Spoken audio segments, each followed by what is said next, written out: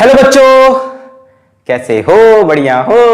आज ionic equilibrium का second video आया है और आज बात करेंगे ionization constant of acid, of base, ionic product of water और इससे जुड़े कॉन्जुगेट एसिड बेस के कंसेप्ट से। और थोड़े बहुत न्यूमेरिकल भी हम लेके आए हैं, उसको भी करेंगे। तो आई होप आप लोग आज अच्छा फील कर रहे हो। रह गई थी कुछ बातें पिछले लेक्चर में जो कंप्लीट करने हम यहां आपके पास फिर से आ गए हैं। तो मेरा नाम अलक पांडे, हमारा आपका खूबसूरत सा चैनल फिजिक्स वाला। तो स्टार्ट करते हैं यार आज का टॉपिक। उम्मीद करते हैं कि आप लोग कॉपी और पेन लेके बैठ गए होंगे। नहीं बैठे हैं तो कॉपी और पेन निकाल लीजिए। आप सबको very good morning, very good afternoon, very good evening और वेरी गुड नाइट, जब भी आपने ये वीडियो ऑन किया है।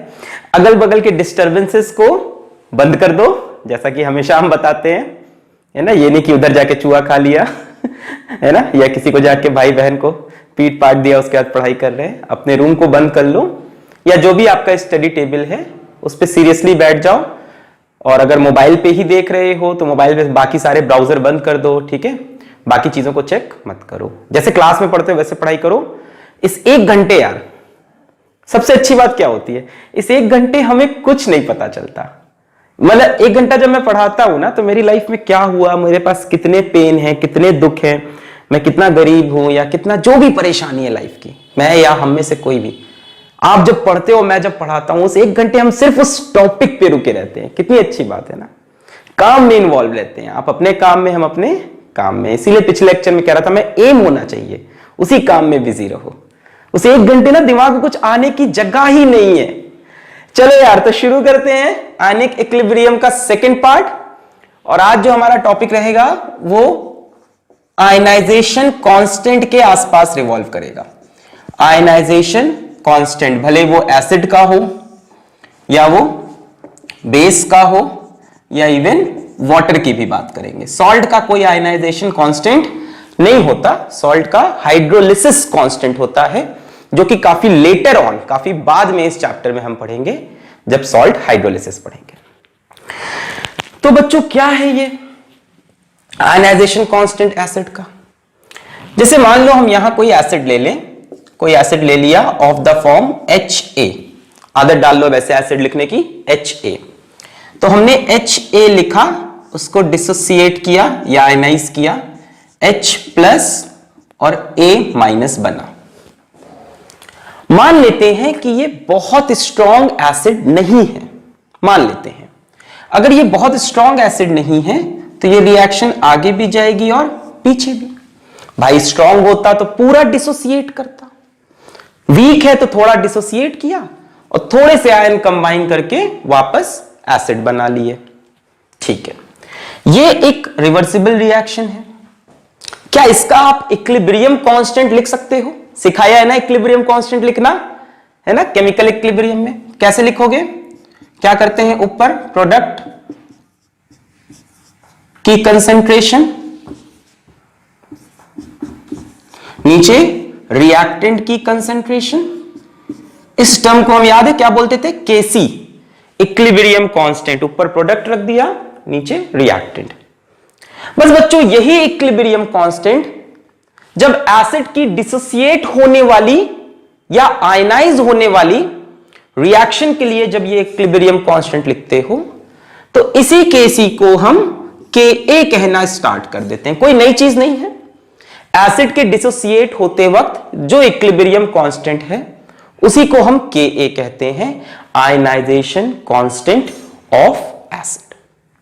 Ka is ionization constant of acid. कई बुक में इसको डिसोसिएशन कांस्टेंट, इंटरनेट पे भी कई जगह डिसोसिएशन कांस्टेंट। कोई बहुत बड़ा डिफरेंस अब नहीं है। जूनियर क्लासेस में होते तो मैं डिफरेंस समझाता, अब आज आप इतने बड़े हो गए हो कि क्लियर है। इसी को कई लोग आयनाइजेशन कांस्टेंट, कई लोग डिसोसिएशन कांस्टेंट।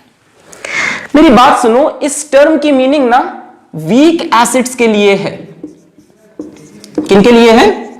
Weak acids. जैसे हमारे पास ऑर्गेनिक एसिड है CH3COOH acetic acid, HCOOH formic acid, C6H5COOH benzoic acid, या और कोई वीक एसिड इनऑर्गेनिक से उठा लो, H2CO3 carbonic acid, HF hydrogen fluoride, HCl hydrogen cyanide, H2S hydrogen sulphide. Weak acid की जब बात करेंगे बच्चों तभी Ka की हम बात करते हैं। आपके मन में सवाल है सर स्ट्रॉन्ग एसिड में Ka की बात क्यों नहीं करते? मान लो मेरे पास एक स्ट्रॉन्ग एसिड है, सीधा एग्जांपल ले लेते हैं किसी स्ट्रॉन्ग एसिड का, जैसे HCl ले लिया मैंने, वेरी स्ट्रॉन्ग एसिड। तो HCl का जो रिएक्शन है H plus plus Cl minus, ये जो इसके डिसोसिएट करने का रिएक्शन है ये सिंगल साइड जा रहा है यार, यूनि डायरेक्शनल है, ये बैकवर्ड आएगा ही नहीं। It is a strong acid, 100% dissociate कर जाएगा। इनकी टेंडेंसी ही नहीं होगी कि रिएक्शन को बैकवर्ड भी ले जाए। अब जब रिवर्सिबल रिएक्शन है ही नहीं तो ये रिएक्शन कभी इक्विलिब्रियम पे पहुंचेगा ही नहीं। भाई ये तो ऐसे होगा, मान लो आपने HCl के 1 मोल लिए, यहां इसके 0 मोल हैं, 0 मोल हैं, थोड़े टाइम बाद क्या होगा, यहां इसके 0 मोल हो जाएंगे, इसका 1 मोल आ जाएगा, इसका 1 मोल, क्लियर, 100% डिसोसिएट हो गया, इक्विलिब्रियम आया ही नहीं, रिएक्शन एंड पे पहुंच गया। तो यहां पे Ka हम कैसे निकाल सकते हैं बताओ, कैसे लिखोगे Ka? आप यहां पे Ka डिफाइन करोगे, कोशिश करो, तो आप लिखोगे ऊपर H प्लस का कंसेंट्रेशन, नीचे Cl माइनस, ऊपर Cl माइनस का और नीचे HCl। तो यार HCl का कंसेंट्रेशन तो थोड़ी देर बाद 0 हो जाएगा, 0 से डिवाइड करोगे तो इनफाइनाइट आएगा, इसलिए इसकी कोई मीनिंग नहीं है। फिर भी मैं आपको बोल दूं Ka इसका वेरी वेरी लार्ज होता है। ऐसे इनफाइनाइट देखने में लग रहा है कि नहीं, HCl 0 हो गया, 0 वेरी वेरी लार्ज। तो कई किताबें क्या करती हैं, HCl का Ka बताने की जगह लिख देती हैं स्ट्रॉन्ग एसिड। जैसे मान लो हमने आपको कई एसिड्स का Ka बताया है, तो वो क्या करते हैं, HCl का जहां Ka बताया लिख देते हैं स्ट्रॉन्ग एसिड, या लिख देते हैं वेरी हाई। तो इन एनी केस आपको स्ट्रॉन्ग एसिड के Ka से मतलब नहीं रखना है, इसी तरह से स्ट्रॉन्ग बेस के भी Ka से मतलब नहीं होगा। क्लियर हुआ? तो वीक एसिड के लिए ये टर्म इंपॉर्टेंट है, आयनाइजेशन कांस्टेंट ऑफ एसिड। चलिए इसको मिटा दूं मैं। ओके, तो वीक एसिड के लिए बात करनी है। अब जरा मेरी बात सुनो, मान लो 2 वीक एसिड हैं, एक एसिटिक एसिड है, एक मान लो कार्बोनिक एसिड है। हम बोले इन दोनों में से ज्यादा स्ट्रॉन्ग कौन सा है? एक तो दोनों ही वीक हैं, फिर भी कंपटीशन मच गया कि ज्यादा गधा कौन है और अंधों में काना राजा कौन है, वाला कंपटीशन। तो बच्चों जो एसिड मोर H प्लस आयन देगा वो मेरे ख्याल से स्ट्रॉन्गर एसिड होगा। तो जब वीक एसिड्स को कंपेयर करना हो तो हम देखते हैं कौन ज्यादा H प्लस दे रहा। बच्चों जो H प्लस ज्यादा देगा उसका ये टर्म बड़ा हो जाएगा न्यूमरेटर, मतलब Ka की वैल्यू बड़ी आएगी।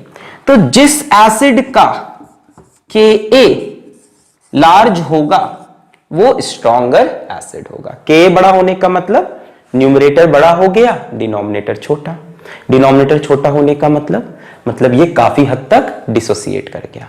न्यूमरेटर बड़ा होने का मतलब ये बहुत फॉर्म हो गया H प्लस। तो जिस एसिड का Ka बड़ा होगा हम बोलेंगे that is a strong acid. What is Ka समझ में आ गया? इधर की कंसंट्रेशन अपॉन इनिशियल कंसंट्रेशन रख दी, इनिशियल रख दी, है ना, ये इक्विलिब्रियम पे एट इक्विलिब्रियम। इनिशियल मतलब ना इक्विलिब्रियम की कंसंट्रेशन। ये H प्लस कब? शुरू में तो H प्लस 0 होगा यार। मान लो रिएक्शन स्टार्ट किया, इसके 1 मोल लिए, तो अभी तो ये 0 होगा, समय के साथ ये डिसोसिएट करेगा, ये बनेंगे। तो ये सब बातें आपको केमिकल इक्विलिब्रियम में मैंने सिखाई थी कि यहां पे कौन सा कंसंट्रेशन रखते हैं, जो इक्विलिब्रियम का कंसंट्रेशन होता है। इक्विलिब्रियम पे ये थोड़ा कम हो जाएगा, थोड़ा ज्यादा वो कंसंट्रेशन। क्या इक्विलिब्रियम के बाद का कंसंट्रेशन रख सकते हैं? बच्चों इक्विलिब्रियम के बाद कुछ होता ही नहीं, रिएक्शन इक्विलिब्रियम पे आके रुक जाता है, या ये बोल लो जितना फॉरवर्ड उतना बैकवर्ड।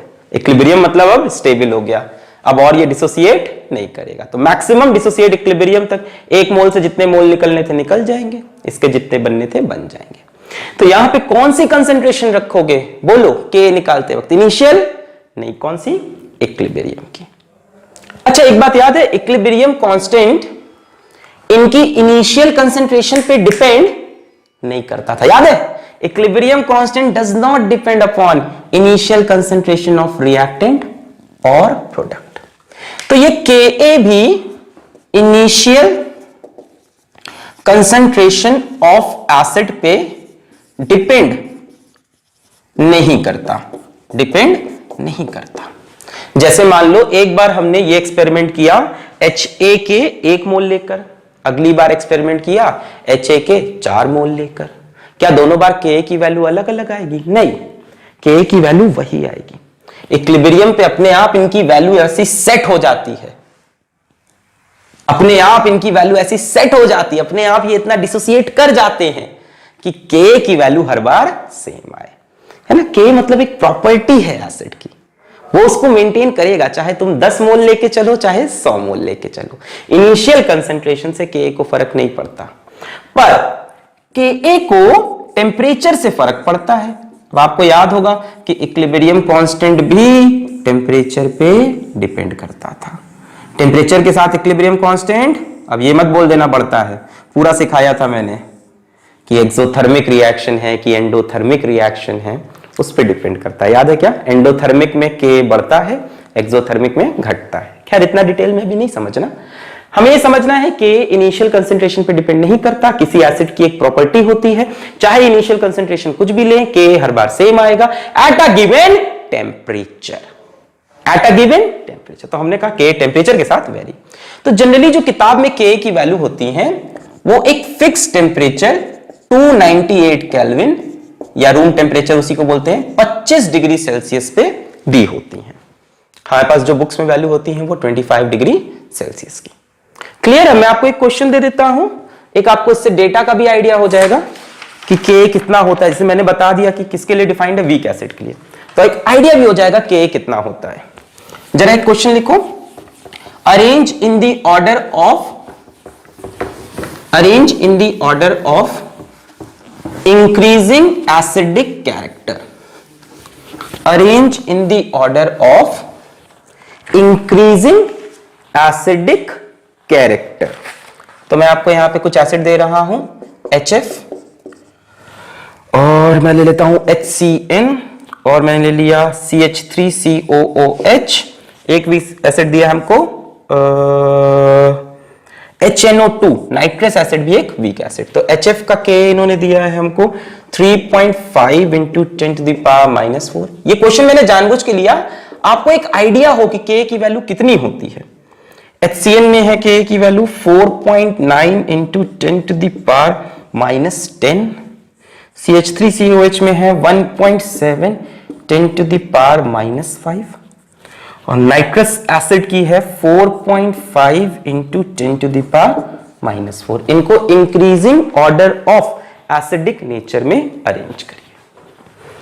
हो गया, 1 सेकेंड का काम था, जिसका K जितना बड़ा वो उतना ज्यादा एसिडिक। क्लियर है? एसिडिक नेचर कैसे डिसाइड करोगे? K की वैल्यू से, K जितना बड़ा उतना एसिडिक। तो इंक्रीजिंग ऑर्डर में सबसे छोटा K इसका, तो सबसे कम एसिडिक HCN, उसके बाद 10⁻⁻10 के बाद 10⁻⁻5 10⁻⁻5, ये ज्यादा छोटा है CH3COOH, उसके बाद ये आएगा HF। सबसे बड़ा Ka किसका है? इसका 10⁻⁻4, अच्छा इसका भी 10⁻⁻4, तो पहले ये तो हो गया 10⁻⁻10 10⁻⁻5, फिर ये छोटा है और ये उससे बड़ा। ठीक है, सही चल रहा, HNO2। क्लियर हो गया? छोटी सी बात थी, मिटा दे इसको। बहुत बहुत शुक्रिया। चलिए, इसी तरह से बच्चों मैं बेस की बात भी कर सकता हूं। आयनाइजेशन कांस्टेंट ऑफ बेस जल्दी से ले लेते हैं। मान लो एक बेस है मेरे पास MOH, एक कोई मेटल है, हाइड्रोक्साइड है, और वीक बेस है तो M+OH-। स्ट्रॉन्ग बेस के लिए आप समझ रहे हो, कोई मतलब नहीं हुआ। Equilibrium constant K M+OH- upon MOH। इसी इक्विलिब्रियम कांस्टेंट K को हम Kb बोल देते हैं, आयनाइजेशन कांस्टेंट ऑफ बेस। किसके लिए डिफाइंड होगा? ये भी वीक बेसिस के लिए। ऐसा नहीं कि स्ट्रॉन्ग के लिए डिफाइंड नहीं, कई बार देता है वैल्यू, कई बार लिख देता है वेरी स्ट्रॉन्ग, मतलब हमें उसकी स्टडी नहीं करनी है। देखो स्ट्रॉन्ग होगा तो क्या होगा? इक्विलिब्रियम आएगा ही नहीं, है ना। मान लो स्ट्रॉन्ग बेस है अपने पास, मैं चाहता हूं आप बहुत इसको मतलब चुटकियों के खेल में समझो, ऐसा नहीं कि कोई नई चीज लग रही, एकदम टिप पे आ जाए आयनिक इक्विलिब्रियम, ऐसा पढ़ाना चाहता हूं। स्ट्रॉन्ग बेस है, जैसे मान लो NaOH है अपने पास, NaOH डिसोसिएट करेगा, सिंगल एरो बनाया। क्यों सिंगल एरो? क्योंकि स्ट्रॉन्ग है यार, वापस आएगा नहीं। मान लो 1 मोल से शुरुआत की मैंने, 1 मोल 1 लीटर में कंसंट्रेशन, फाइनली ये 0 हो जाएगा। ये कितना हो जाएगा? 1 मोल इन 1 लीटर, ये भी हो जाएगा 1 मोल इन 1 लीटर। तो आप कैसे K लिखोगे? इक्विलिब्रियम आया ही नहीं, रिएक्शन कंप्लीट। यहां पे क्या होगा? थोड़ी देर बाद इक्विलिब्रियम आएगा, सबकी कंसंट्रेशन रुक जाएगी, जितना रिएक्शन आगे उतना रिएक्शन पीछे। वही कहानी इसमें भी है, वो उतना बेसिक होगा जिसमें OH माइनस का कंसंट्रेशन ज्यादा होगा, मतलब जिसका K भी बड़ा होगा। देखो, जिसका OH माइनस ज्यादा उसका K भी बड़ा। क्लियर है? क्लियर है? क्वेश्चन करेंगे इस पे भी, एक आइडिया हो जाएगा कम से कम वैल्यू का। तो K भी K लिखना तो आ गया, डिसोसिएट कर लो बच्चों, और प्रोडक्ट अपॉन रिएक्टेंट, जो इक्विलिब्रियम कांस्टेंट लिखने का तरीका। तो ऐसे ही प्रैक्टिस के लिए एक सवाल, टाइम पास, हमको 3 बेसिस का Kb दे रहा है, NH4OH वीक बेस, डाइमिथाइल अमीन वीक बेस, ट्राइइथाइल अमीन, ठीक है, तीनों नाइट्रोजन के ही बेस हैं। 1.7 into 10 to the power minus 5, 5.4 into 10 to the power minus 4, 6.4 into 10 to the power minus 5। हमसे कहा बताइए कौन सबसे स्ट्रॉन्ग बेस, कौन सबसे वीक बेस। तो बच्चों सबसे वीक वो होगा जिसका Kb सबसे छोटा, तो ये सबसे छोटा है। सबसे पहले NH4OH, इसके बाद इसका नंबर आएगा C2H5 होल थ्राइस N, और उसके बाद इसका नंबर 10 की power -4 CH3 whole twice NH, dimethyl amine. Clear हो गया? चलिए, ये बेसिक बातें हमने आपसे कर ली। अच्छा बच्चों, इतनी बातें करने के बाद एक छोटा सा लॉ हम आपको बता दें, ठीक है? न्यूमेरिकल करते करते सीखोगे, आ जाओ न्यूमेरिकल करते करते सिखाते हैं। एक छोटा सा लॉ है, ऑसवर्ल्ड डाइल्यूशन लॉ। क्या समझने जा रहे हैं हम? ऑसवर्ल्ड्स डाइल्यूशन लॉ, शायद सुन रखा हो आपने नाम।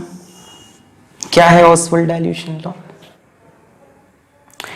ये बोलते हैं द डिग्री ऑफ डिसोसिएशन या degree of ionization alpha of a weak electrolyte. अब देखो, वीक इलेक्ट्रोलाइट वर्ड यूज कर लिया उन्होंने, तो एसिड भी हो सकता है और बेस भी हो सकता है। इज डायरेक्टली प्रोपोर्शनल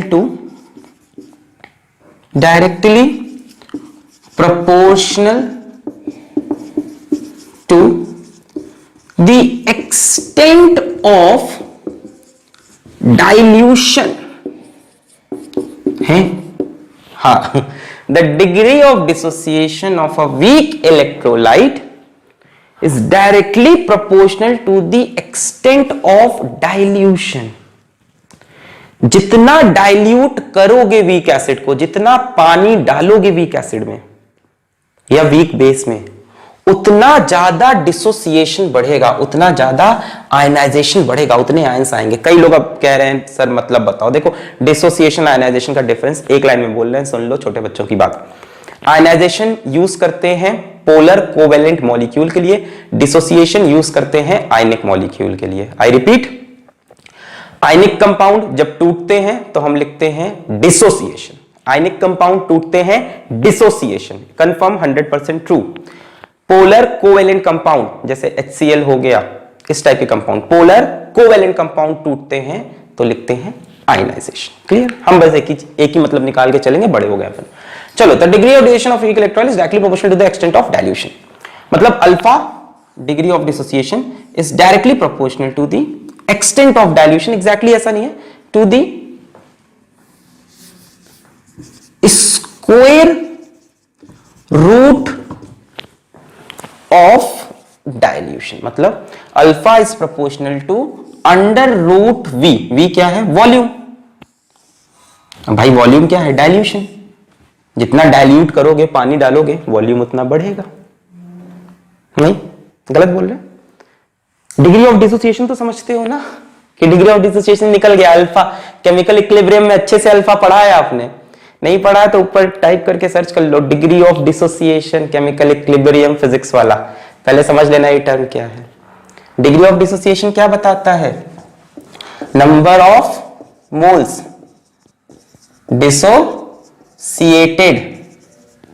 पर मोल ऑफ रिएक्टेंट, यानी एक मोल में कितने मोल डिसोसिएट करेंगे। किसी एसिड का मान लो हमारे पास एक मोल है, तो उसमें से कितने मोल डिसोसिएट कर जाएंगे।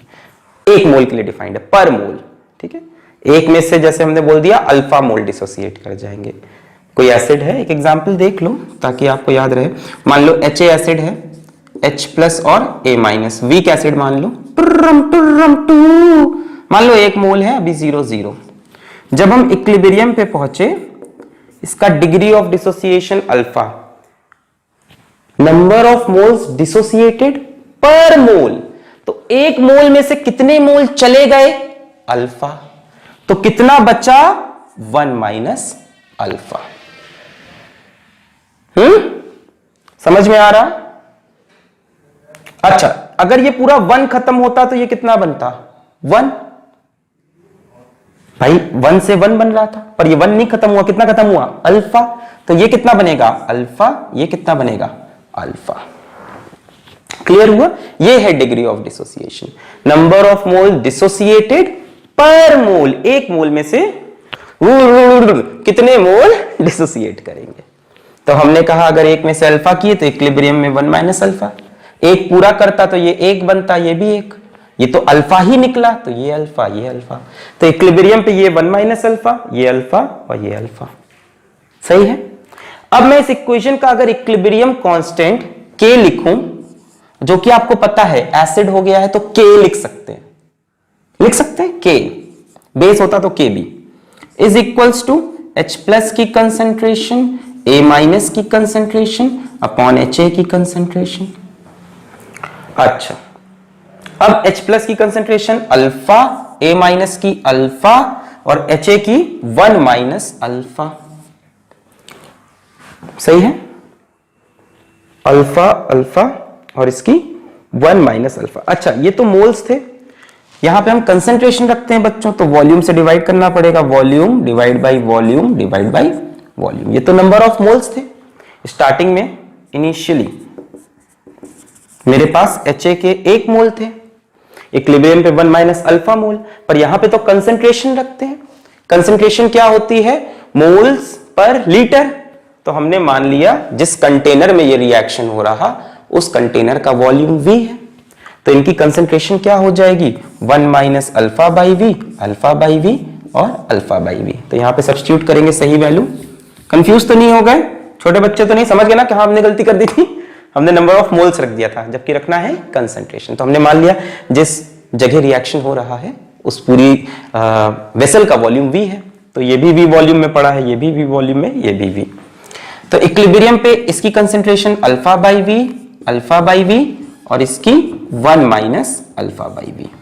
V से V मर गया, तो क्या बचा मेरे पास? बचा alpha square upon V into 1 minus alpha. सही है। अच्छा, अब अगर ये वीक इलेक्ट्रोलाइट है तो बच्चों इसका डिग्री ऑफ डिसोसिएशन बहुत कम होगा। ये मैंने आयनिक इक्विलिब्रियम के फर्स्ट लेक्चर में भी पढ़ाया कि वीक एसिड या वीक बेस का डिग्री ऑफ डिसोसिएशन 5% से भी कम होता है। अगर स्ट्रॉन्ग होता तो 90%, 99%। एक मोल में से कितने मोल डिसोसिएट करेंगे? कम से कम 0.9 मोल तो डिसोसिएट कर जाएंगे। स्ट्रॉन्ग है, पूरी तरह से डिसोसिएट। पर वीक के लिए जो वैल्यूज होती हैं वो मोस्ट ऑफ द टाइम देखा गया कि अल्फा इज लेस देन 5%। 5% से छोटा। अगर हम फ्रैक्शनल में बात करें तो अल्फा इज लेस देन 0.05, यानी एक में से कितने मोल डिसोसिएट करेंगे? ज्यादा से ज्यादा 0.05 मोल डिसोसिएट करेंगे। क्यों? क्योंकि ये वीक इलेक्ट्रोलाइट है। क्या अल्फा की वैल्यू 1 से बड़ी हो सकती है? फ्रैक्शन वाली वैल्यू, परसेंटेज वाली नहीं हो सकती। नंबर ऑफ मोल डिसोसिएटेड पर मोल, तो एक मोल में से कितने मोल निकल सकते हैं? 0.9, 0.99 या 1 मैक्सिमम। वो होगा स्ट्रॉन्ग इलेक्ट्रोलाइट के लिए। वीक के लिए एक में से कितना निकलेगा? 0.01 मोल, 0.02 मोल। यहां कितना बचा होगा? ये 0.99 मोल बचा होगा। ये डिसोसिएट कर ही नहीं रहा, तभी तो नाम क्या है? Weak electrolyte. तभी तो Ka की वैल्यू बहुत छोटी आती है, 10 की पावर -5, इसीलिए रियलाइज कराया 10 की पावर -4। भैया अल्फा की वैल्यू बहुत छोटी होगी, तभी तो Ka की वैल्यू छोटी आ रही। इनकी वैल्यूज बहुत कम होगी, तभी तो Ka की इनकी वैल्यूज बहुत कम होगी, तभी तो Ka 10 की पावर -4 जा रहा। मतलब डिग्री ऑफ डिसोसिएशन बहुत कम होता है, 0.05 के आसपास। एक में से कितने मोल गए? 0.05, ये 0.05। अगर ऐसा है बच्चों, तो क्या 1 माइनस अल्फा को हम नियरली 1 लिख सकते? डिनोमिनेटर में 1 माइनस अल्फा को नियरली 1। अरे यार ये माइनस करके क्या मिलना है तुम्हें? 1 में से ये चीज हटा के कोई फायदा तो होना नहीं। तो वहां पे हम एक अजम्पशन मान के लिखेंगे Ka is equals to alpha square by V। कोई दिक्कत? 1 माइनस अल्फा को 1 मान लिया इस अजम्पशन को लेके। अब जरा यहां से देखो, मैं अल्फा इज इक्वल्स टू, ध्यान से, √Ka इंटू V लिख सकता हूं, लिख सकते हैं। क्लियर? Ka क्या होता है? एसिड की प्रॉपर्टी, यानी constant eight a given temperature. यानी अल्फा डायरेक्टली किसके प्रोपोर्शनल है? √, डाइल्यूशन वॉल्यूम के।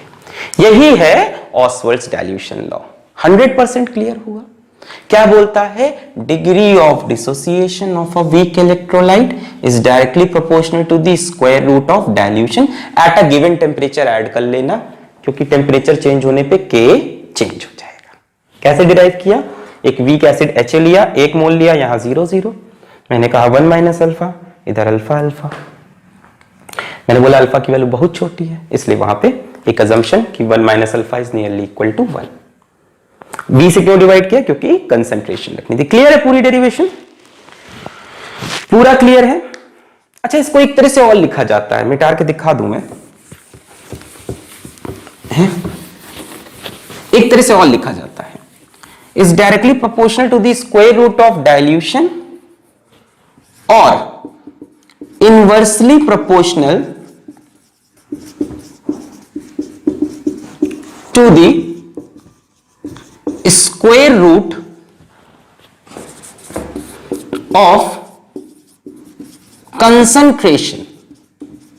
है दोनों एक ही बात। मतलब दूसरी चीज ये कह रही है कि alpha is proportional to 1/√c। एक ही बात है यार। किसी चीज की कंसंट्रेशन जितनी ज्यादा होगी वॉल्यूम उतना कम होगा, यही तो मतलब हुआ ना। कंसंट्रेशन कैसे बढ़ सकती है? या तो मोल्स बढ़ाओ या तो वॉल्यूम कम कर लो। कंसंट्रेशन का टर्म कोई भी कंसंट्रेशन टर्म, कोई भी, molarity, number of moles upon volume, molality, चलो मोलैलिटी हटा दो, normality, number of gram equivalent upon volume. तो कंसंट्रेशन के टर्म्स में देखो वॉल्यूम हमेशा नीचे होता है, तो यहां 1/V करोगे तो ये वही आ जाएगा, प्रोपोर्शनल टू √V। चलो मैं जानता हूं आपको थोड़ा सा अनकंफर्टेबल हो गया है, तो मैं एक एग्जांपल ले लेता हूं। ठीक है, चलो मेरे पास वीक एसिड है HA और वो डिसोसिएट किया H+ और A- में। ठीक है, मान लो HA की इनिशियल कंसंट्रेशन 1 मोल नहीं है, इस बार कंसंट्रेशन दी है, मोल्स नहीं दिया। मान लो C मोल्स है, C है कंसंट्रेशन, इसका जो कंसंट्रेशन है मोल्स पर लीटर में सीधा C दिया है। ये कितना होगा? 0 डिग्री ऑफ डिसोसिएशन कितना है? अल्फा है। 1 मोल में से कितने मोल्स निकलेंगे? Alpha moles. यहां सी मोल्स में से कितने मोल्स निकलेंगे? C alpha. भाई एक में से अल्फा निकल रहा तो इक्विलिब्रियम पे आते आते सी में से कितना निकल जाएगा? सी टाइम्स ऑफ अल्फा। एक से अल्फा निकला, दो से दो अल्फा निकलता, तीन से तीन अल्फा, तो बचेगा कितना? सी माइनस सी अल्फा। अगर ये एक होता और ये पूरी तरह से डिसोसिएट करता तो एक से एक ये बनता, एक ये बनता, पर ये पूरा तो डिसोसिएट किया नहीं। कितना डिसोसिएट किया? C alpha. तो ये कितना बनेगा? सी अल्फा, ये भी सी अल्फा। ये सब लिखना सीख रहे हो, शायद पहले भी सिखाया है केमिकल इक्विलिब्रियम में। अगर एक डिसोसिएट करता तो एक एक बनता। पिछली बार अल्फा डिसोसिएट किया था तो अल्फा अल्फा बना। इस बार सी माइनस अल्फा निकला तो ये भी C alpha, sorry C alpha निकला, सी अल्फा सी अल्फा। यहां से के की वैल्यू लिखो, मैं सीधा आप के की वैल्यू लिखूंगा। इसकी कंसेंट्रेशन अपॉन इसकी, तो ऊपर आएगा सी अल्फा, नीचे आएगा सी माइनस सी अल्फा। देखो नीचे सी कॉमन हो जाएगा, ऊपर सी स्क्वायर अल्फा स्क्वायर, नीचे सी कॉमन 1 माइनस अल्फा, एक सी यहां से cancel, C alpha square upon 1 minus alpha. अब वही लॉजिक कि अल्फा बहुत छोटा है तो 1 माइनस अल्फा इज नियरली 1। ये करते करते आपको क्या मिलेगा? 1 माइनस अल्फा इज नियरली 1। आपको ये इक्वेशन मिलेगी। ये मिटा दूं, बस ज्यादा नहीं, थोड़ी सी बात बाकी है। तो देखो K a is equals to C alpha square, यहां से alpha is equals to under root K by C. ये भी प्रूफ हो गया। के तो कांस्टेंट होता है, सी क्या है? Concentration, moles per volume, volume ऊपर चला जाएगा। तो बेटर होगा आप इस लॉ को इस तरह से याद रखो। वीक एसिड के लिए ये लिख देना, बेस के लिए यहां पे के भी लिख देना। वीक एसिड के लिए ये, बेस के लिए मिटा दे। अजम्पशन कब है? जब अल्फा 0.05 से भी छोटा हो। याद रहेगा। अगर अल्फा नहीं समझ में आ रहा तो YouTube पे टाइप करें degree of dissociation chemical equilibrium physics वाला, आपको अल्फा के ऊपर प्यारा सा लेक्चर मिल जाएगा पूरा। कई जगह यूज किया मैंने केमिकल इक्विलिब्रियम में। सो वीक एसिड और वीक बेस के लिए आप अल्फा सीधा निकाल सकते हो के ए बाई सी, और बेस के लिए अंडर रूट के B by C.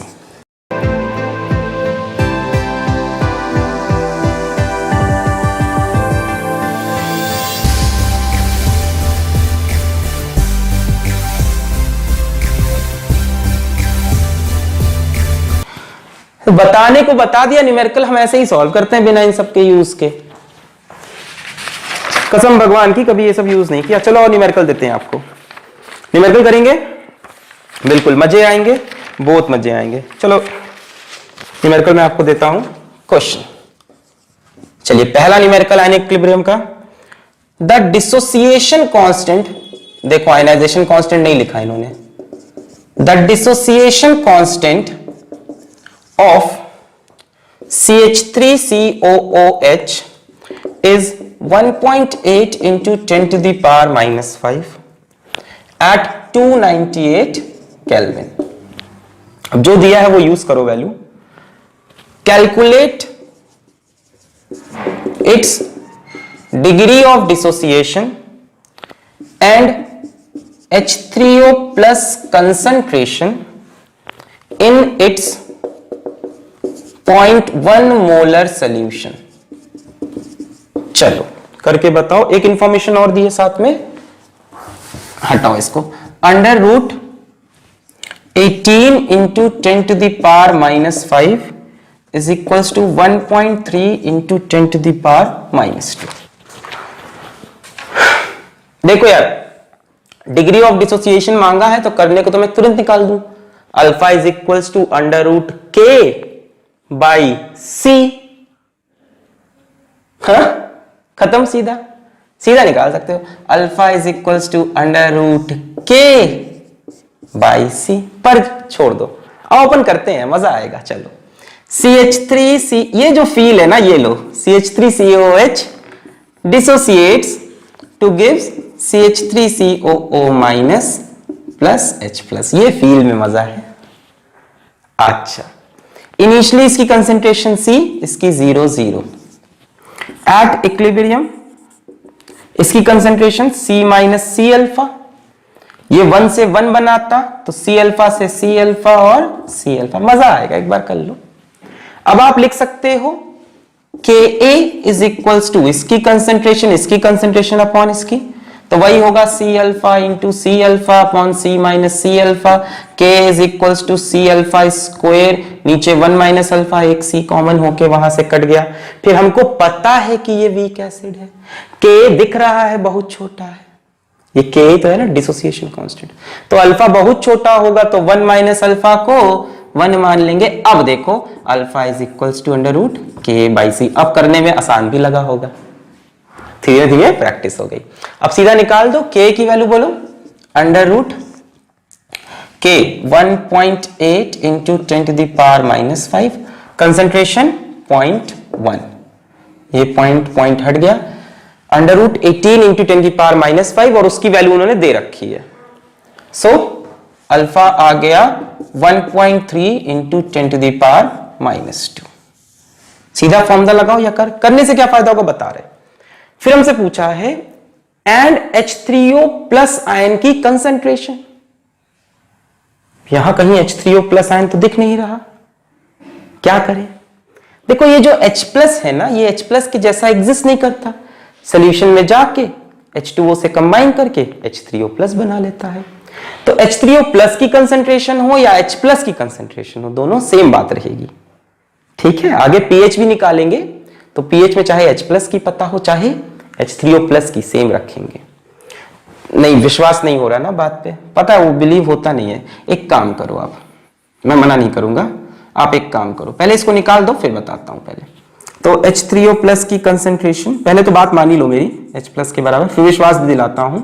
C alpha, C कितना है 0.1, अल्फा कितना है 1.3 into 10 to the power minus 2, so the answer will be 1.3 into 10 to the power minus 3 moles per liters, है ना। मोलारिटी में दिया है, मोलारिटी क्या होता है मोल्स पर लीटर।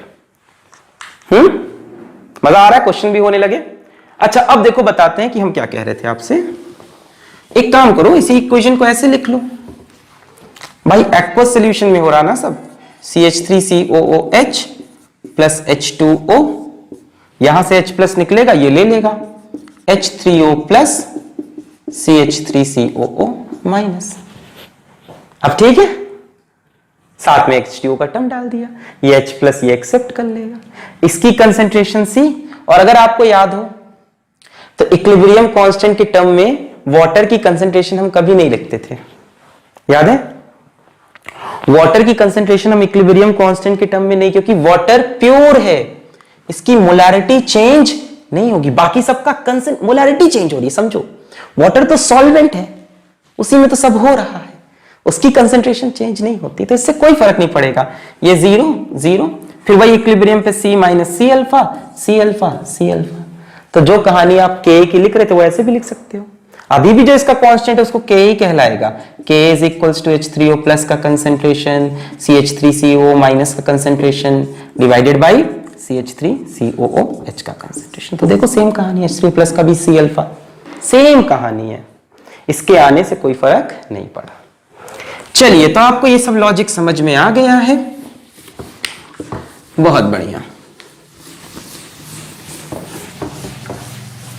एक क्वेश्चन और करना चाहो तो कर सकते हो, बट सिमिलर कंसेप्ट पे है, कोई बहुत नई चीज मिलने वाली नहीं है, ठीक है। जैसे होमवर्क में है, चलो इसको होमवर्क में कर लो तुम भी। होमवर्क में आंसर कमेंट करेंगे आप। Calculate concentration of OH minus ion in 0.01 molar, concentration दी है, solution of ammonia NH3 if Kb ammonia के लिए 1.76 into 10 to the power minus 5। एक इंफॉर्मेशन और दी है, under root 176 into 10 to the power minus 5 is equals to 4.2 into 10 to the power minus 2। अब ये इसलिए दिया ताकि आप कैलकुलेटर यूज ना करो, कर लोगे इसको अपने आप ट्राई करना। इक्वेशन देखो, इस बार तो वाटर लिखना ही पड़ेगा, NH3 प्लस H2O, अब तो सहारा लेना ही पड़ेगा, वरना OH माइनस आयन कहां से लाओगे। वाटर H प्लस इसको दे देगा NH4 प्लस, और वाटर की जगह OH माइनस। है ना, यहां से H प्लस इसमें निकल जाएगा, सही है। इसी कंसेंट्रेशन C, इससे कोई मतलब नहीं, 0 0 इक्विलिब्रियम पे C minus C alpha C alpha C alpha, एक से एक बनता तो C अल्फा से C अल्फा C अल्फा, वही कहानी बनेगी। KB इसकी कंसेंट्रेशन इसकी कंसेंट्रेशन अपॉन वाटर की नहीं रखते, इसकी कंसेंट्रेशन, तो वही आएगा देखना, KB is equals to C alpha square, alpha is equals to under root KB by C, यहां से अल्फा निकालना, OH माइनस की कंसेंट्रेशन कितनी है C अल्फा, अल्फा मिल जाएगा, then you can find C alpha, ठीक है। तो कमेंट करना OH माइनस की कंसेंट्रेशन। चलो भाई, इतनी बातें आप जान गए, हमको बड़ी खुशी हुई आपको इतनी ढेर सारी बातें बता के। अब जरा बात कर लेते हैं डाइप्रोटिक एसिड की, ठीक है, जिसको आप बोलते हो डाइबेसिक एसिड, ट्राइबेसिक एसिड, सुना है ना, डाइबेसिक सिंपल, मोनोबेसिक एसिड ये हो गया HCl, जिसमें से एक ही H प्लस निकलेगा। डाइबेसिक एसिड ये हो जाता है जिसमें से 2 H प्लस, ये हो गया है ना, ये हो गया डाइबेसिक, है ना, जैसे ये हो गया मोनोबेसिक जिसमें से एक H प्लस निकलता है, और ट्राइबेसिक जिसमें से 3 H प्लस निकले, H3PO4 टाइप का ट्राइबेसिक एसिड हो गया। जरा इनके आयनाइजेशन कांस्टेंट की बातें करते हैं, थोड़ा सा डिस्कशन करते हैं इनके आयनाइजेशन कांस्टेंट पे। मान लो मेरे पास एक ट्राइबेसिक एसिड है, सीधा ट्राइबेसिक से खेल लेते हैं, H3PO4 है मेरे पास, डिसोसिएट किया टू गिव, चलो अभी तो ये स्ट्रॉन्ग है, तो डिसोसिएट किया to give H plus plus H2PO4 minus 1, यही आएगा। इस फर्स्ट स्टेप का मैं बोल देता हूं Ka1 है, इक्विलिब्रियम कांस्टेंट इसका Ka1। अभी क्या हुआ, अभी ये एक और H प्लस लूज कर सकता है, तो नेक्स्ट स्टेप में H2PO4 माइनस ने एक H प्लस और लूज किया, और क्या बन गया HPO4 2 माइनस। आपके मन में सवाल है, यहां सिंगल एरो यहां डबल एरो, देखो पहले ये स्ट्रॉन्ग एसिड था, अब इसके ऊपर माइनस चार्ज आ गया, अब क्या ये अपने अंदर से H प्लस निकालने देगा आपको, नहीं, थोड़ा टफ हो जाएगा H प्लस निकालना, तो अब ये एक वीक एसिड बन गया। This is a strong acid but this is a weak acid, उतना स्ट्रॉन्ग एसिड नहीं है, इसलिए मैंने ये बनाया। इस स्टेप के लिए मैं लिख लूंगा Ka2, अभी भी इसके पास एक H प्लस है, तो नेक्स्ट स्टेप में HPO4 2 minus will give H plus and form PO4 3 minus, बोलो सही है। इस स्टेप के इक्विलिब्रियम कांस्टेंट को मैंने Ka3 बोल दिया। आप ऐसे भी बोल सकते हो, इस एसिड का आयनाइजेशन कांस्टेंट ये है, इस एसिड का आयनाइजेशन कांस्टेंट ये, और इस एसिड का आयनाइजेशन कांस्टेंट ये। आप मुझे बताओ, क्या इन तीनों में कोई रेगुलर इंक्रीज या डिक्रीज होगा? किसका K छोटा होगा, किसका बड़ा? मेरे ख्याल से इसका K सबसे छोटा होगा, ये सबसे वीक एसिड है। सोचो, इसमें से H प्लस निकला, इसके ऊपर माइनस साइन, अब माइनस में से एक और H प्लस निकालना मुश्किल चीज है, तो ये वीक एसिड होगा। इसके ऊपर 2 माइनस, और 2 माइनस में से आप कोई प्लस चीज निकाल रहे हो, वो प्लस चीज को तो अपने पास रखना चाहेगा, आप प्लस चीज निकाल रहे हो, तो ये तो और वीक एसिड है। तो ये सबसे वीक, ये ठीक ठाक, ये स्ट्रॉन्ग। तो हम क्या लिख सकते हैं, Ka1 greater than Ka2 greater than Ka3। कैसे डिसाइड किया? एसिड नेचर देख लिया, इसका सबसे ज्यादा, इसका कम, इसका उससे कम। एक और यहां पे इंपॉर्टेंट बात आपको दिखानी है हमें। मान लो इस तीनों चीजों को हम एक लाइन में लिखें, मान लो हम लिखते H3PO4 टुर्रुम टुर्रुम 3H plus plus PO4 3 minus, एक बार में कर दिया। मान लो इसका इक्विलिब्रियम कांस्टेंट या आयनाइजेशन कांस्टेंट Ka है, कितना है Ka। मान लो आपको ये नोन है, तो क्या आप ये निकाल सकते हो? तो याद करो, केमिकल इक्विलिब्रियम में मैंने ये चीज आपको पढ़ाई है, याद करो, थोड़ा सा दिमाग पे जोर डालो, फिर मैं बता ही दूंगा। क्या बताया मैंने आपको, याद आया? कुछ भी याद नहीं आया। मैंने ये बताया था, असल में देखो ये इक्वेशन इन तीनों को ऐड करके आई है, पहले ये चीज रियलाइज करो। इन तीनों इक्वेशन को जोड़ोगे तो ये आएगा, देखो जोड़ोगे तो इससे ये कैंसिल हो जाएगा, इससे ये कैंसिल, LHS पे वो राइट हैंड साइड पे, RHS पे जब ऐड करोगे इधर ये टर्म्स आएंगे उधर ये, तो इससे ये कैंसिल हो जाएगा, इससे ये कैंसिल, देखो क्या बचेगा, H3PO4 H plus H plus H plus 3H plus और PO4 3 माइनस। तो अगर तीन इक्वेशन को ऐड करके कोई इक्वेशन बन रही तो इसका इक्विलिब्रियम कांस्टेंट होता था, याद है, K1 into K2 into K3। जब इक्वेशंस ऐड होती हैं तो नेट इक्विलिब्रियम कांस्टेंट होता है K1 K2, पूरा इक्विलिब्रियम की कहानी है।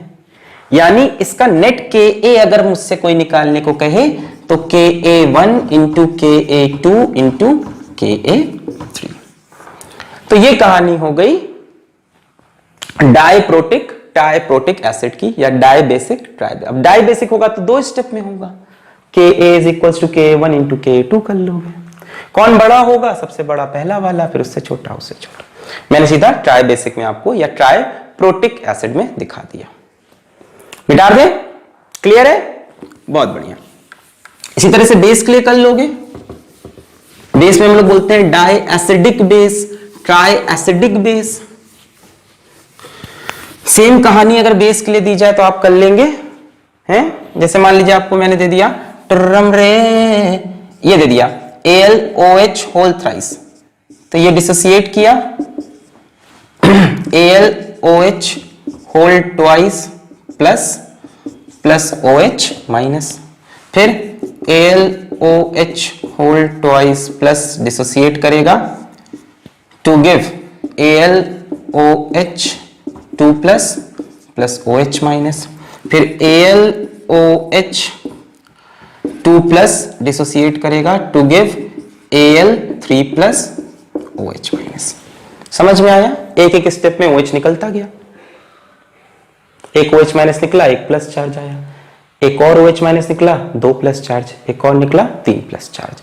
तो इसका मैं बोलूंगा, बोलो Kb1 Kb2 Kb3, तो आप बता दोगे Kb1 greater than Kb2 greater than Kb3, और तीनों को ऐड करके समझ गए हो ना आप? तो AlOH होल थ्राइस 3, सॉरी एक ही आएगा, Al3 प्लस 3 OH माइनस। इसका Kb कोई आपसे पूछेगा तो Kb1 Kb2 Kb3। बहुत बढ़िया, बधाई हो, आपको ये चीज समझ में आ गई है। चलिए K और Kb की इतनी बातों के साथ हम आपको ले चलते हैं अब आयनाइजेशन कांस्टेंट ऑफ वाटर के ऊपर, जो कि बहुत ही इंपॉर्टेंट है अपने लिए। Ionisation constant of water, very important. Ionisation constant of water, वैसे ये टॉपिक इतना फेमस नहीं है, फेमस तो ये है आयनिक प्रोडक्ट ऑफ वाटर, इसका ज्यादा नाम है आयनिक इक्विलिब्रियम की दुनिया में। क्या है ये? मान लो मेरे पास वाटर के 2 मॉलिक्यूल हैं, और ये मैंने आयनिक इक्विलिब्रियम के फर्स्ट लेक्चर में भी दिखाया था। मान लो इसने H+ लूज किया और इसने गेन किया, तो पहले वाले ने लूज किया बना OH माइनस, दूसरे वाले ने गेन किया बना H3O+। इसको बोलते हैं वाटर का ऑटो प्रोटोलिसिस। प्रोटोलिसिस होता है प्रोटॉन को लूज करना, प्रोटोलिसिस होता है प्रोटॉन मतलब H+ को लूज करना, ऑटो प्रोटोलिसिस, खुद ही से H+ को लूज कर दिया। बहुत बढ़िया, समझ गए हम। अगर मैं आपसे कहूं इस इक्वेशन का कांस्टेंट K लिखिए, तो आप लिखेंगे OH माइनस की कंसंट्रेशन सर जी, H3O+ की कंसंट्रेशन सर जी, डिवाइडेड बाय H2O की कंसंट्रेशन। 2 बार है तो स्क्वायर लग जाता है, याद होगा ये बात है। 2 टाइम्स ऑफ H2O, तो यहाँ स्क्वायर, यहाँ जो भी चीज लिखी होती है या H2O, तुम लोग भरोसा नहीं होता ना कितने गधे कितने न्यू कमर हो, तो H2O इंटू H2O करोगे तो 2, ठीक है। अच्छा, इसका कोई खास सिग्निफिकेंस नहीं है, जरा ध्यान से देखो, ये कांस्टेंट टर्म है, क्योंकि H2O की मोलारिटी तो इसका कंसेंट्रेशन थोड़ी ना चेंज होगा, तो इसको मैं इधर ले आके K वाटर, तो भाई इसका कंसेंट्रेशन क्या चेंज होगा, कुछ इसमें पड़ा ही नहीं। H2O का whole twice OH minus H3O plus, ये जो टर्म है ये भी एक कांस्टेंट है। इस पूरे को मिलाकर मैंने बोल दिया ध्यान से KW is equals to H3O plus का कंसेंट्रेशन इंटू OH माइनस का concentration. This KW is very famous, it is known as ionic product of water. ये K नहीं, ये इक्विलिब्रियम कांस्टेंट है, ये वाला। इस K में देखो ये भी आ गया, मल्टीप्लाई वगैरह हुआ तब। This KW is known as ionic product of water. क्या KW इक्विलिब्रियम कांस्टेंट है? कुछ पूरी तरह से ये इक्विलिब्रियम कांस्टेंट भी नहीं है। KW की वैल्यू किस चीज पे डिपेंड करती है? क्या अमाउंट ऑफ वाटर पे डिपेंड करेगी कि कितना वाटर लिया था? बिल्कुल नहीं, आप समझते हो ये सब चीजें अमाउंट पे, इनिशियल चीजों पे डिपेंड नहीं करता। ये डिपेंड करेगा सिर्फ और सिर्फ, बोल दो बच्चों, टेम्परेचर पे। Only on temperature, only on temperature. तो KW की वैल्यू भी फिक्स। जैसे एसिड्स के लिए हमने K की वैल्यू निकाली, देखा ना आपने डिफरेंट एसिड की, किस टेम्परेचर पे थी वो? 298 केल्विन पे। वैसे ही वाटर के लिए हमने KW की वैल्यू एक्सपेरिमेंटली निकाल के रखी है। कब? 298 केल्विन पे हमने देखा KW की वैल्यू है 10 to the power minus 14। Very important, very important. 298 kelvin पे KW की वैल्यू है 10 की पावर माइनस 14। और ये वैल्यू इतनी यूज होगी आयनिक product of water KW is equal 10 की पावर माइनस 14। पर आपको समझ होनी चाहिए कि ये KW की वैल्यू कोई यूनिवर्सल वैल्यू नहीं है यार। ये तभी ले सकते हैं जब टेम्परेचर 298 या 25 डिग्री सेल्सियस। एक्सपेरिमेंटली हमने देखा कि टेम्परेचर बढ़ाने घटाने पे ये वैल्यू चेंज भी होती है ना। जैसे हमने कुछ टेम्परेचर पे इसकी वैल्यू भी चेक की, 63 डिग्री सेल्सियस टेम्परेचर बढ़ाया तो हमने देखा KW बढ़ रहा है, 10 की पावर माइनस 13 बढ़ गया। माइनस में पावर कम हुई है ना, बढ़ गया, बड़ी वैल्यू। टेम्परेचर घटाया 11 डिग्री सेल्सियस, यहां से टेम्परेचर कम किया, KW भी घट गया 0.3 into 10 to the power minus 14। So what I am saying कि टेम्परेचर जैसे जैसे बढ़ाओगे KW वैसे वैसे बढ़ेगा, टेम्परेचर जैसे जैसे घटाओगे KW वैसे वैसे घटेगा। पर 99% केस में या 100% केस मान लो आप KW की वैल्यू ये यूज करोगे 10 की पावर माइनस 14। हो सकता हो कभी नीट में या मेंस में एक छोटा सा सवाल प्यारा सा आ जाए, at 60 degree Celsius the value of KW is. अब वो क्या करेंगे, सारी वैल्यूज इससे छोटी दे देंगे, तो आपको लॉजिक लगाना होगा कि टेम्परेचर बढ़ा है तो KW बढ़ जाएगा। किताबों में भी यही बात बताता है, KW की वैल्यू 10 की power minus 14 but at a constant temperature. एक कांस्टेंट क्वांटिटी है, वाटर की क्वांटिटी पे डिपेंड नहीं करता। एक बात और समझो, किसी भी सोल्यूशन में आप जाओ, किसी भी सोल्यूशन में, एनी सोल्यूशन, एसिड का सोल्यूशन हो, बेस का सोल्यूशन हो, KW की वैल्यू यही रहनी है। अब बातें कॉम्प्लेक्स हो रही है। मैं ये नहीं कह रहा सोल्यूशन में सिर्फ वाटर है, उस सोल्यूशन में वाटर के साथ और भी चीजें हैं, तो उनकी अपनी इक्वेशन बन रही होगी। K की वैल्यू कुछ होगी, KB की वैल्यू कुछ होगी, पर KW की वैल्यू यही होगी। Are you getting what I am saying? हो सकता हो इसी पानी में कोई एसिड भी पड़ा हो, तो उसकी अपनी इक्वेशन बन जाएगी यार, HCl plus H2O H3O plus plus Cl minus.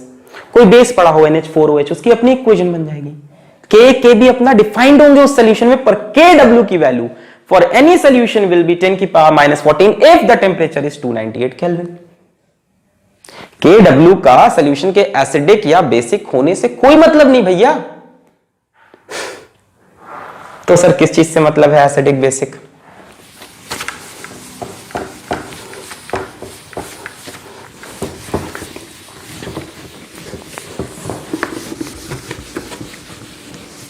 चलो आप KW तो समझे। अच्छा KW कई बार ऐसे भी लिखा होता है तो बुरा मत मानना, कई बार सीधा लिख देगा H plus into OH minus, एक ही बात है, या ये लिख दे H3O plus into OH minus, same मतलब है।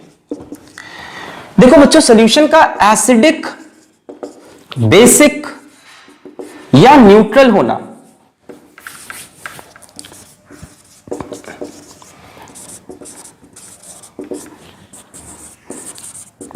KW पे डिपेंड नहीं करता, वो डिपेंड करता है इन दोनों टर्म्स की कंसंट्रेशन पे।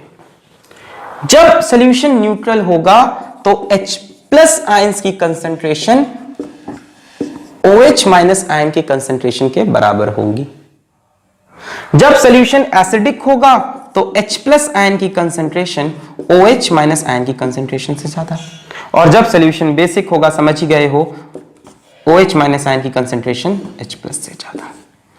ये दोनों आपस में बढ़ घट सकते हैं पर KW फिक्स रहेगा eight a given temperature.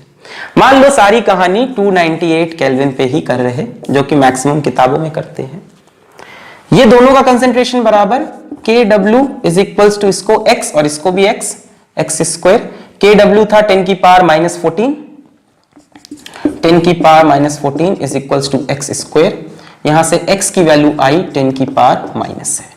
So in a neutral solution at 298 kelvin H plus है 10 की पावर माइनस 7, OH है 10 की पावर माइनस 7, क्या moles per litre, moles per litre. कैसा सॉल्यूशन है? न्यूट्रल, इसमें कोई एसिड नहीं पड़ा। अभी कोई एसिड डालोगे तो क्या होगा? कोई एसिड डालोगे तो H प्लस की कंसंट्रेशन बढ़ जाएगी और OH माइनस की कंसंट्रेशन कम हो जाएगी, सच दैट इन दोनों को मल्टीप्लाई करने पे 10 की पावर माइनस 14 ही आए। वाटर का आयनिक प्रोडक्ट चेंज नहीं होगा, चाहे इसमें एसिड डालें चाहे बेस डालोगे तो OH माइनस की कंसंट्रेशन बढ़ने लगेगी, H प्लस की कंसंट्रेशन कम हो जाएगी। बेस से क्या निकलता है? कम ऑन, बेस से क्या निकलता है? OH माइनस, OH प्लस को खा जाएगा, H प्लस कंसंट्रेशन कम हो जाएगी और OH माइनस की रिलेटिवली बढ़ जाएगी। एसिड से क्या निकलेगा? H प्लस, वो OH माइनस को खा जाएगा, OH माइनस कम, H प्लस बढ़ गया। इस तरह से सॉल्यूशन एसिडिक या बेसिक होता है। जैसे 298 केल्विन पे अगर सॉल्यूशन एसिडिक है तो H प्लस की कंसंट्रेशन ग्रेटर देन 10 की पावर माइनस 7, 10 की पावर माइनस 6, 10 की पावर माइनस 5, कुछ भी हो सकती है। पीएच जब खेलेंगे ना, पीएच का खेल, तो ये बात और करेंगे आपसे। बेसिक सॉल्यूशन है तो इसमें H प्लस की कंसंट्रेशन लेस देन 10 की पावर माइनस 7, 10 की पावर माइनस 8, 10 की पावर माइनस 9 वगैरह वगैरह वगैरह। क्लियर है? चलिए, आपसे इतनी बातें करने के बाद एक छोटा सा टॉपिक लेक्चर नंबर 1 में छूटा था, कॉन्जुगेट एसिड बेस का, और उसको कवर करते हुए एक खूबसूरत सी बात Ka और Kb के बारे में आप जानेंगे, बहुत ही इंपॉर्टेंट है। ठीक है, इस समय आप वीडियो में एक पॉज ले सकते हैं। Kw का कॉन्सेप्ट समझ में आ गया। Kw के ऊपर एक दो क्वेश्चन कर लेते हैं अपन। क्वेश्चन है, find the concentration of H3O plus and OH minus ions for a solution of a weak acid HA whose Ka is equals to 2 into 10 to the power minus 8 and 8 moles of acid are present in 1 liter of solution। चलिए, एक खूबसूरत सा सवाल हमको मिला है जिसमें concentration of hydronium ion और कंसंट्रेशन ऑफ हाइड्रोक्सिल आयन दोनों निकालने हैं for a solution of a weak acid HA जिसका K इतना है और 8 mole acid are present in 1 litre solution. ये HA है, वीक एसिड है, तो पार्शियली डिसोसिएट किया H प्लस और A माइनस में। इनिशियली मेरे पास इसके 8 मोल्स हैं,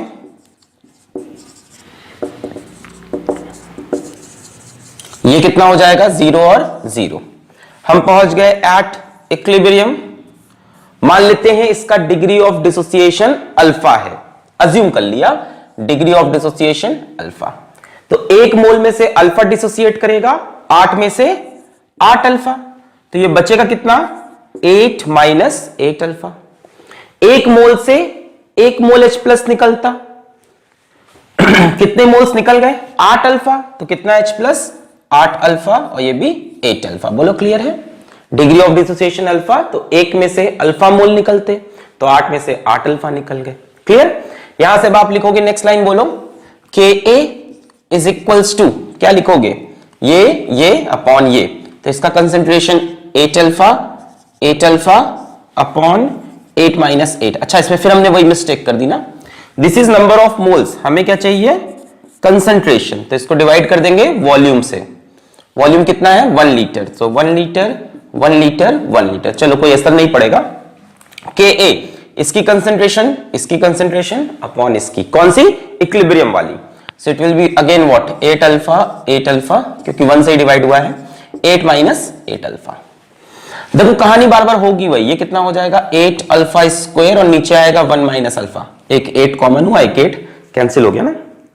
अब हम वही कहेंगे कि भाई वीक एसिड है तो इसका अल्फा 1 से बहुत छोटा होगा, सो 1 माइनस अल्फा को करीब करीब हम 1 ले लेंगे। यहां से अल्फा की वैल्यू हमको मिल जाएगी, बोलो अंडर रूट Ka बाई 8। चलो हमको अल्फा मिल गया, अल्फा कितना है under root Ka by C, याद है alpha is equals to root Ka by C, वही तो है। C कितना है देखो, इसका कंसेंट्रेशन 8 मोल्स इन 1 लीटर, तो वही आया Ka बाई C।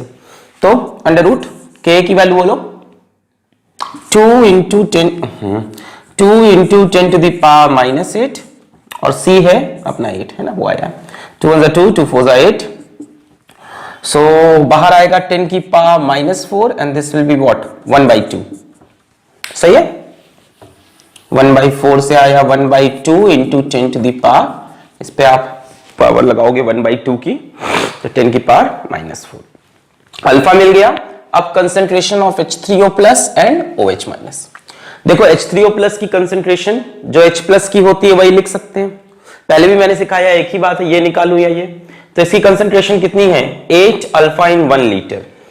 सो बच्चों इसको मिटा दें हम, ओके। सो H3O प्लस की निकालने को बोला है, तो चाहे हम H प्लस की निकालें चाहे H3O प्लस की, सेम है 8 अल्फा इन 1 लीटर।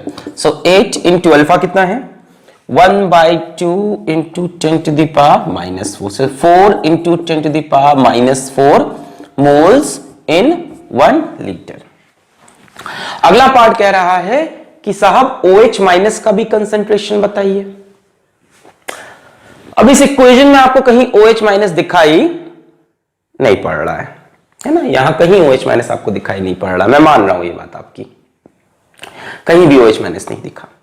देखो ये सारी चीजें किसी सॉल्यूशन में हो रही हैं, सॉल्यूशन में वाटर होगा, वाटर के Kw की वैल्यू को इन सब से कोई फर्क नहीं पड़ना। मान लेते हैं ये सारी कहानी कब हुई एट 298 केल्विन। मैं इसको मिटा रहा हूं, ओके। अब देखो आप Kw का कंसेप्ट यूज करोगे, आप बोलोगे Kw is equals to concentration of H plus into concentration of OH minus. Kw की वैल्यू 10 की पावर माइनस 14 क्योंकि टेम्परेचर ये है, H plus 4 into 10 to the power minus 4, OH minus हमको नहीं पता, यहां से OH माइनस की कंसेंट्रेशन निकल आएगी, OH माइनस 10 पावर माइनस 14 और ये 4 इधर आएगा, so 1/4 into 10 to the power इधर प्लस 4 10 की power minus 10, so it will be what 0.25 into 10 to the power minus 10 moles per litre, और you can say 2.5 into 10 to the power minus 11 moles per litre. Clear है?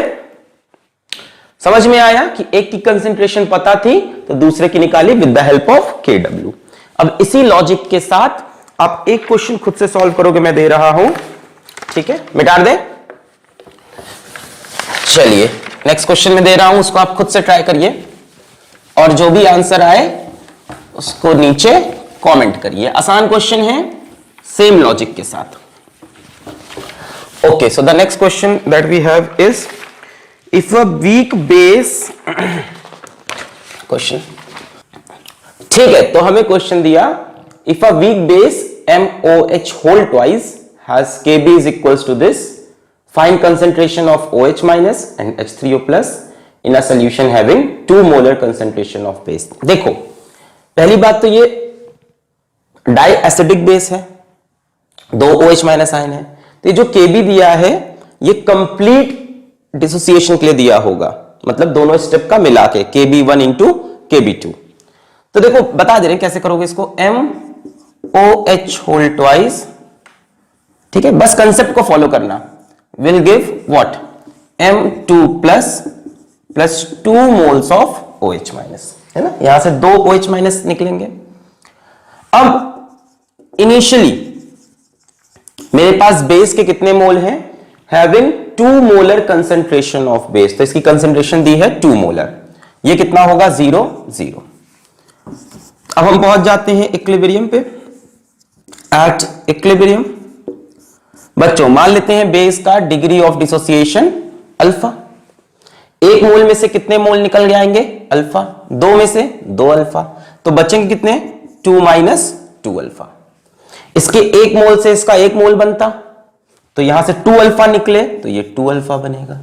इसके एक मोल से इसका 2 मोल बनता, तो यहां से 2 अल्फा निकले तो यहां 4 अल्फा बनेगा। बस यही एक डिफरेंस है ना, 1 से 2 बनता तो 2 अल्फा से 4 अल्फा। जरा Kb का एक्सप्रेशन देखना, ध्यान से लिखना। देखो ये Kb है क्या, इक्विलिब्रियम कांस्टेंट है एक तरह का। तो जब इसको हम लिखते तो हम ऐसे लिखते थे ना, प्रोडक्ट में जो भी चीजें हैं और रिएक्टेंट में जो भी चीजें हैं, और भी कुछ करते थे क्या, और भी कुछ करते थे, और हम क्या करते थे कि इनके स्टोइकियोमेट्रिक कोफिशिएंट देखते थे और उसको पावर में लगाते थे। जैसे ऐसा कोफिशिएंट 1 है तो यहां पावर 1, इसके आगे 1 लिखा है तो पावर 1, इसके आगे 2 लिखा है तो पावर 2, ऐसे लिखते थे ना इक्विलिब्रियम कांस्टेंट। तो ये डिफरेंस होगा Kb में, है ना, जरूरी नहीं कि Kb हमेशा OH माइनस इंटू एकदम सीधा सीधा हो। बात समझ में आ रही है। यहीं पे ट्राई बेसिक होता तो यहां पे OH माइनस की पावर 3 लिखना पड़ता। खैर, सो यहां से हमें Kb की वैल्यू मिलेगी, OH माइनस कितना है 4 अल्फा की पावर 2, ये कितना है 2 अल्फा डिवाइडेड बाय ये कितना है 2 माइनस 2 अल्फा। अब नीचे 2 कॉमन ले लेंगे, बचेगा 1 minus 1 alpha, sorry 1 minus alpha, 2 से 2 कैंसिल, फिर क्योंकि अल्फा हम बोलेंगे 1 से बहुत छोटा है तो 1 माइनस अल्फा करीब करीब 1 के बराबर। सो 4 का स्क्वायर 16, अल्फा स्क्वायर एक और अल्फा क्यूब और नीचे 1। Kb is equals to 16 alpha cube. आइए सॉल्व करते हैं। सो Kb की वैल्यू कितनी है 1.6 into 10 to the power minus 8 is equals to 16 alpha cube. सही है। So this will be what, इसको यहां से हटाएंगे तो अपॉन 10, 16 16 कैंसिल, ये हो गया 10 की पावर माइनस 9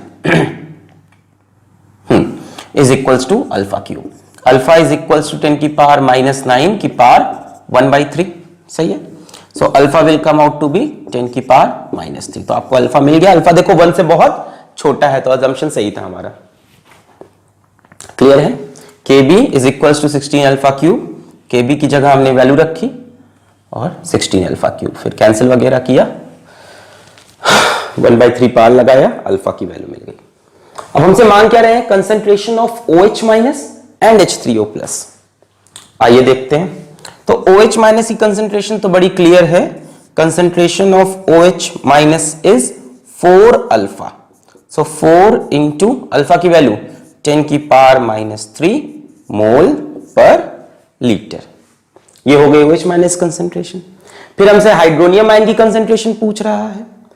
अब क्या कंसेप्ट आप लगा दोगे, Kw is equals to H3O plus की कंसेंट्रेशन इंटू OH माइनस की कंसेंट्रेशन। टेम्परेचर कितना है 298। सो Kw की वैल्यू कितनी होगी 10 की पावर माइनस 14। तो 10 की power minus 14 is equals to concentration of H3O plus और OH माइनस का तो मिल गया है 4 इंटू 10 की पावर -3, तो यहां से आप निकाल लोगे, ये इधर आएगा 10 की पावर -11 1/4। सो H3O प्लस का कंसेंट्रेशन मिलेगा, बोलिए, ये इधर गया 1/4 इंटू 10 टू द पावर -11 मोल पर लीटर। क्लियर है? तो इस तरह से Kw का यूज करके हम दूसरे आयन की कंसेंट्रेशन निकाल सकते हैं। OH माइनस की पता है तो H प्लस की, H प्लस की पता है तो OH माइनस की। और ये कंसेप्ट भी आपको क्लियर हो गया कि Kb का एक्सप्रेशन चेंज हो सकता है भाई साहब, डिपेंड करेगा कैसा बेस या कैसा एसिड यूज कर रहे हैं। इसलिए मेरे लेक्चर लेंदी होते हैं ना, सारे पॉइंट्स कवर करने पड़ते हैं। अभी मैं ये एक क्वेश्चन ना लेता तो ये वाला एक कंसेप्ट रह जाता है ना, फिर आप क्या करते, जैसे इस क्वेश्चन में पर्टिकुलरली अगर आप ये लगा दो alpha is equals to √K/C तो गलत हो जाएगा। इसलिए मैं कहता हूं क्वेश्चन लिख लिख के सॉल्व करो। इस क्वेश्चन में alpha is equals to √K/C गलत होता, देखो K की वैल्यू कितनी थी 1.6 इंटू 10 टू द पावर -8 थी ना, और कंसेंट्रेशन कितना दिया था 2।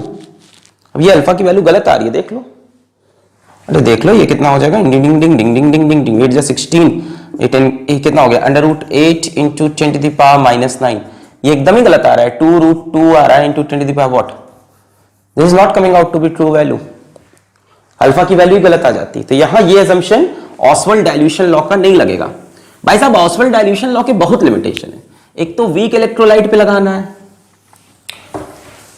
ठीक है, और दूसरा जो लास्ट एक्सप्रेशन डिराइव किया था alpha is equals to √K/C, ये जो एक्सप्रेशन है alpha is equals to √K/C, ये मोनो बेसिक एसिड पे लगाओ, मोनो एसिडिक बेस पे लगाओ, है ना, जिनमें सिंगल H प्लस या सिंगल OH माइनस हुआ, अदरवाइज रूट आ ही नहीं रहा था, एक्सप्रेशन क्यूबिक एक्सप्रेशन था, पावर 1/3 में जाएगी।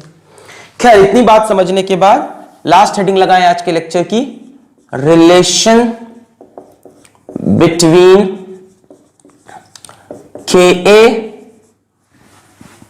Kb and Kw for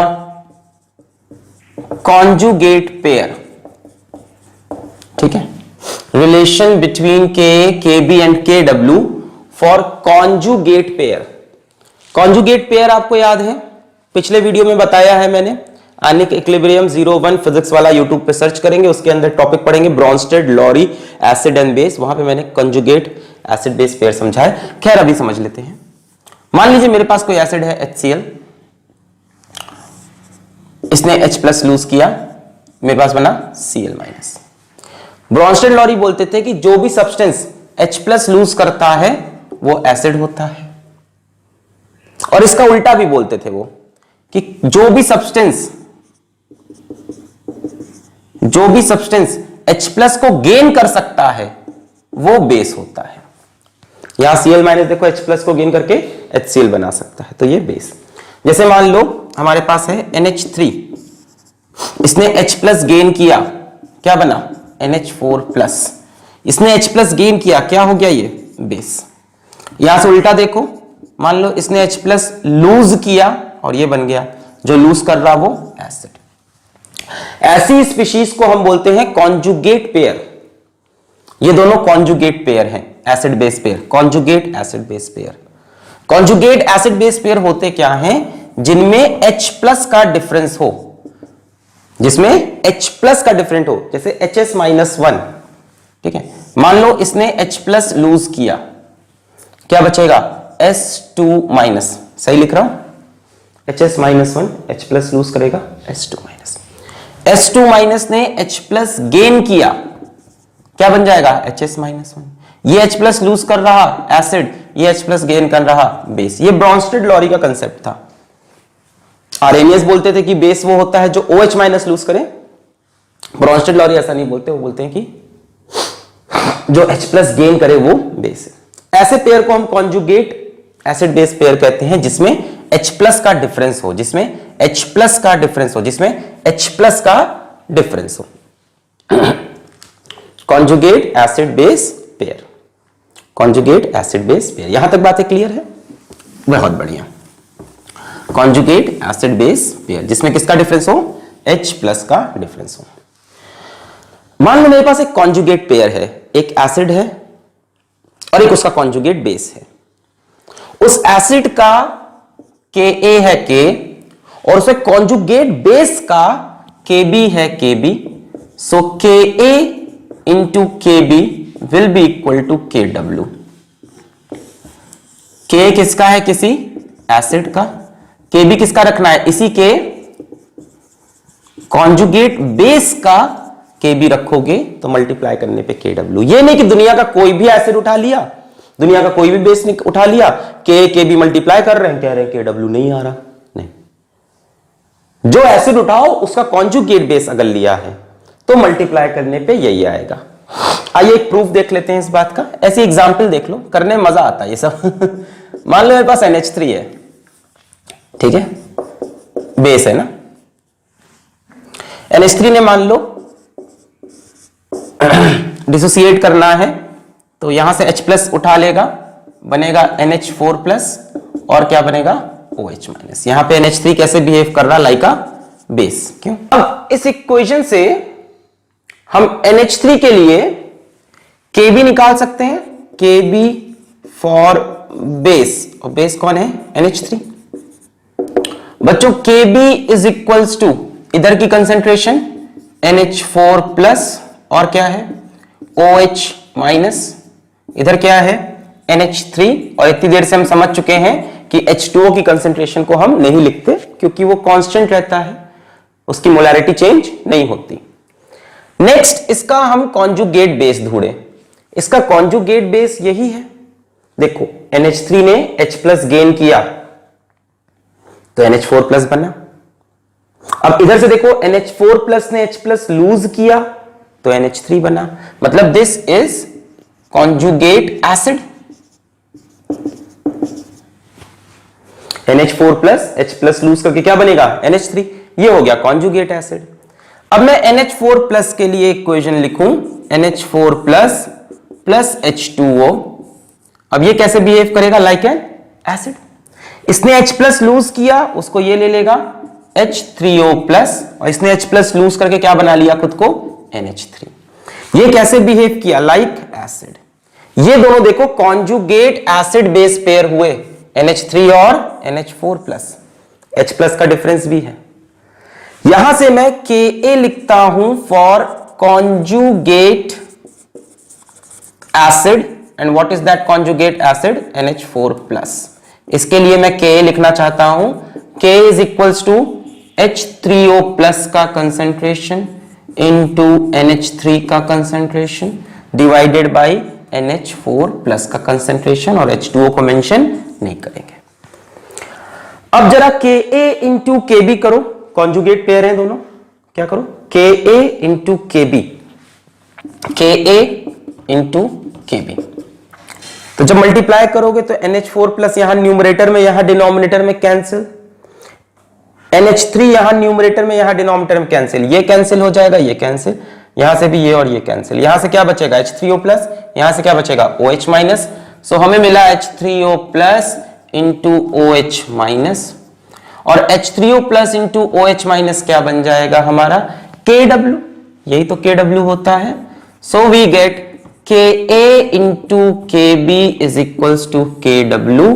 किसी भी दुनिया के कॉन्जुगेट एसिड बेस पेयर के लिए यह बात ट्रू है, किसी भी।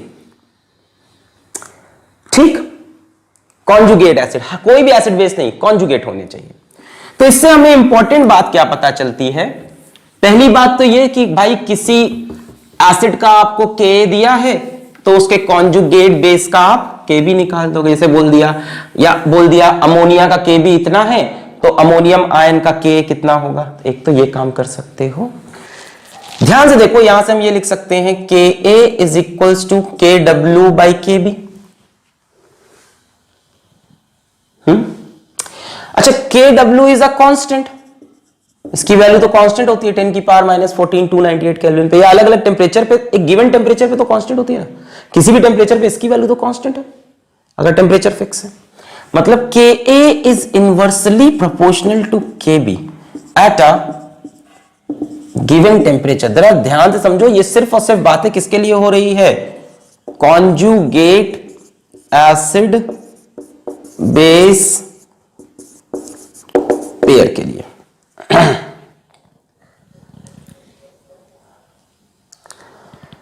मतलब हुआ कि अगर किसी का Ka ज्यादा है तो उसके, यानी किसी एसिड का अगर Ka ज्यादा है तो उसके कॉन्जुगेट बेस का Kb कम होगा।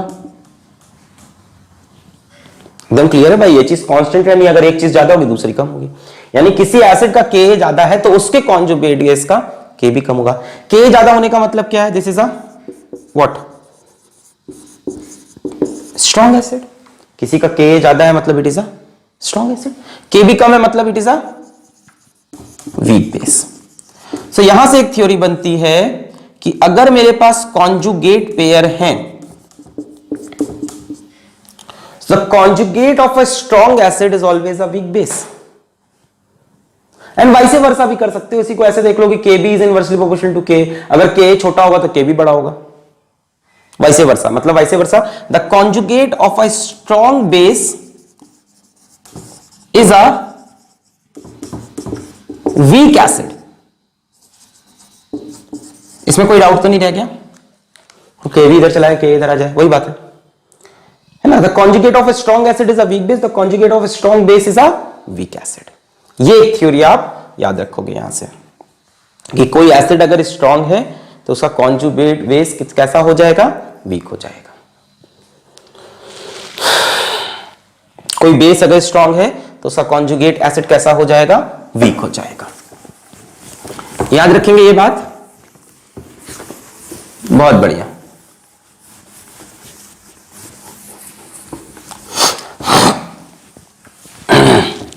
जैसे मान लीजिए हमने आपसे कहा कि बताइए which is more basic, which is more basic. हमारे पास सवाल आया विच इज मोर बेसिक। पहला ऑप्शन है Cn माइनस और है SO4 2-। ये दो है हमारे पास। हमसे पूछा इन दोनों में से ज्यादा बेसिक कौन है तो दोनों बेसिक, क्योंकि दोनों H+ एक्सेप्ट करना चाहते हैं, दोनों H+ एक्सेप्ट करना चाहते हैं। जरा देखो Cn माइनस कहां से आया है? HCN ने जब H+ लूज किया होगा तो Cn माइनस बना होगा, यानी conjugate pair. HCN is a weak acid, so Cn minus should be a strong base. SO4 2- कहां से आया है? H2SO4 से आया है। H2SO4 ने दो H+ लूज किए तो हमको मिला SO4 2-। H2SO4 is a strong acid, so this will be a weak base, है ना, इसी का कॉन्जुगेट है। वैसे तो बेसिकली अगर देखा जाए तो ये इस एसिड से आया है, HSO4 से आया। ये भी एक स्ट्रॉन्ग एसिड होता है। HSO4 से क्या निकाल दोगे? H+। कॉन्जुगेट पेयर है। अब देख लो कौन स्ट्रॉन्ग बेस है। Cn minus is strong base, sulphate ion is a weak base. तो ऐसे कंपेयर कर सकते हैं अगर थोड़ी इंफॉर्मेशन हमको एसिड के बारे में या बेस के बारे में है। क्लियर है? समझ में आ गया? हमेशा कॉन्जुगेट पेयर के लिए Ka into Kb is equals to Kw, और यहां से हमने ये भी कंक्लूड किया कि किसी का Ka बड़ा होगा तो उसके कॉन्जुगेट बेस का Kb छोटा एंड वाइस वर्सा। तो बच्चों आज के लेक्चर में इतनी ही बातें। नेक्स्ट लेक्चर लेके आ रहे हैं हम पीएच पे और आयनिक इक्विलिब्रियम के खूब ढेर सारे न्यूमेरिकल। देखो अगर कहीं से कोई फॉर्मूला रट के बैठे आयनिक इक्विलिब्रियम का तो भूल जाओ, क्योंकि हर क्वेश्चन में कुछ नया कंसेप्ट आएगा। तो नेक्स्ट लेक्चर हमारा पीएच पे होगा, उसमें खूब बढ़िया बढ़िया क्वेश्चन और उसमें थोड़ा सा कॉमन आयन इफेक्ट भी डाल देंगे, क्योंकि कॉमन आयन इफेक्ट अपना नेक्स्ट टू नेक्स्ट लेक्चर होगा। तो पढ़ाई करते रहें। All the very best.